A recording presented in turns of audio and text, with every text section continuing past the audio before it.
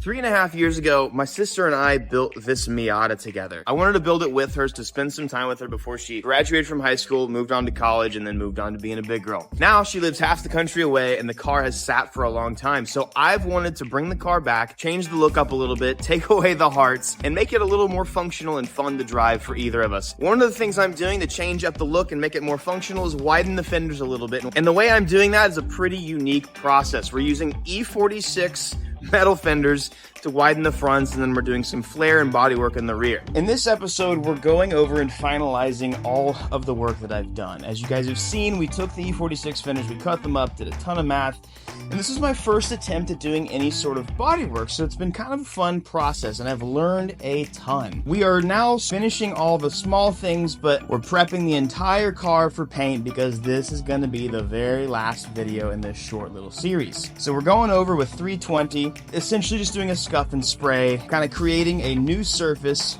for the paint, wiping it off, cleaning it up. We're going through and finishing up all of the bodywork. I've had to do some shortening of side skirts, which that turned out really cool.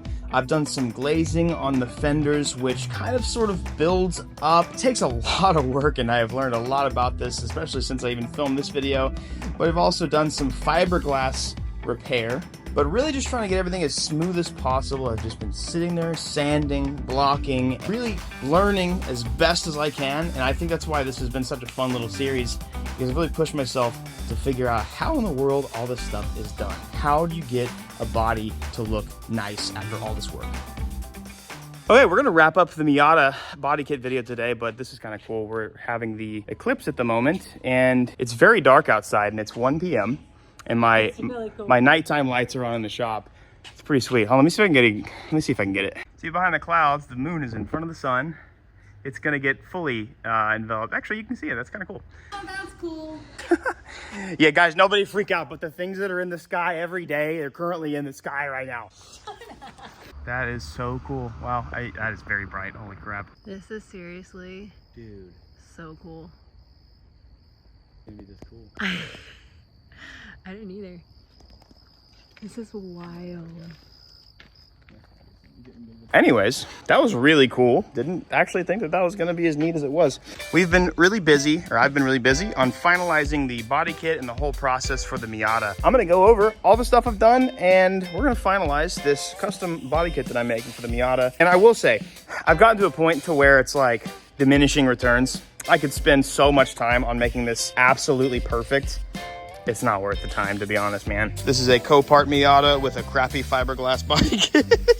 I've done some body work. A lot of this stuff just keeps cracking. So I'm just trying to be wise with my time. I want to finish this kit up and just drive the car.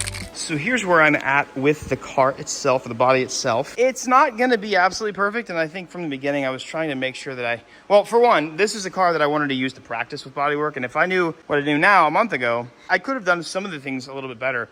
But at this point, it still looks pretty good. I've blocked it a few times. I've done a glaze, if you will, over them, and sanded it down and tried to get it as smooth as possible. But again, this is my first attempt, really, truly, at doing any of this. So I guess time will tell. Once we're done with it, we'll actually see. But in reality, it's gonna look. You see the glaze? The glaze got all over the wheels. So the only thing I have left now is to go over the car. I want to do some wet sanding in some of these areas. Obviously, got to prime the whole car. We'll move on to that when we actually get to the painting. I still got a few more places to so this is kind of frustrating. The wrap on the car, the liquid wrap, it was so thin on the bottom part of the car.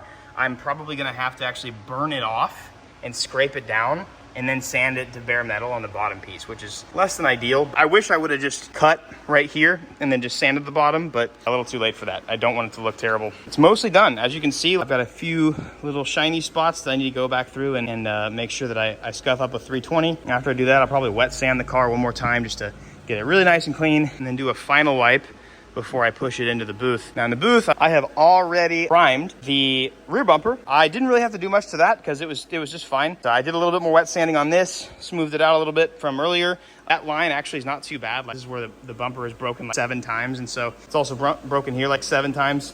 I really don't care. I'm probably gonna put like vinyl or just spray it black or something. The side skirts I'm actually particularly proud of. If you guys remember in the beginning, I needed to shorten the side skirts so that with the lower offset wheel and a slightly longer control arm in the back, I needed to clearance these just a touch.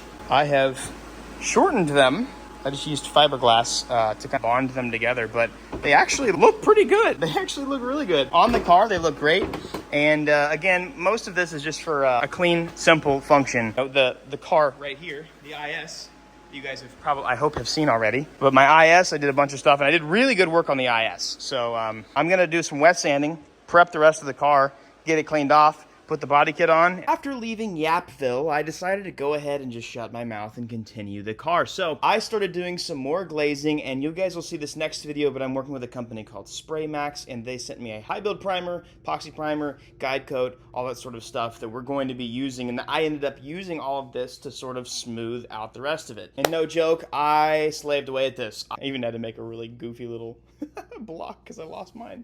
I blocked and sanded and re-primed, rebuilt, re-guide coated, re-glazed, and I probably blocked, sanded, and did this so many times because really at this point, yes, diminishing returns, absolutely, but if there's a little bit of effort that I can do to make sure the car looks great, I'm gonna do it. So I've probably been blocking this thing, if I had to give you a wild guess, 6 or 7 hours of blocking alone into it. And I'm getting to the point of like diminishing returns here. This thing ever gets hit on the road, have a bad rainy day or something, have in front of the track and I touch a wall, it's gonna crack and I'm gonna fix it anyways. You know, there's only so much lipstick you can put on a pig. I love this car and I want it to look perfect, but there's definitely gonna be a thing here too, and this is me saying this being incredibly particular and way too hard on myself. You know, it's kind of fun, like, but I've done after every stage, I'll re-prime, I'll re-guide coat, and it's like, I've done that, I've done the glazing like multiple times, and it's like, you know what? I think it's time to just paint the damn car. I'm gonna wrap this up, and we're gonna paint it. So I didn't end up getting any photos or videos of everything primed and whatever with the car together, which doesn't really matter, but I will tell you, dude, it turned out so good, and I am glad that I spent a little bit of extra time cleaning it up. You guys are gonna be stoked with the outcome. Do I look like I've been working on Bondo and primer all day? I'm disgusting. I'm about to go drift my Z in a neighborhood somewhere in Mexico, and tomorrow we're gonna paint because I'm done with body work.